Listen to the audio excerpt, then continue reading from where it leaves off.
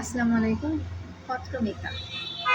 রবি, তুমি আমাকে চিনবে না। কলেজ গ্রুপে একটি ছবি দেখলাম।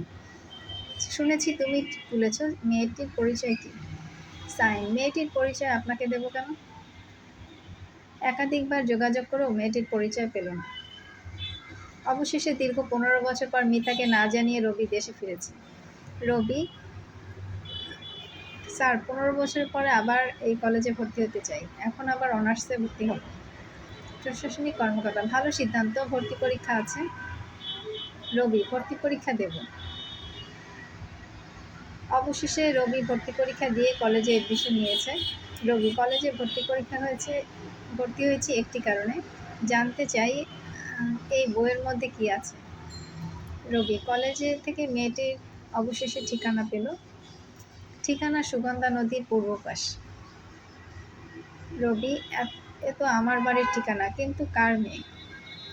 রবি, অনেক খোঁজ করেও মেয়েটির বাবার খোঁজ পাওয়া গেল। সে আমার চোখের বিষ।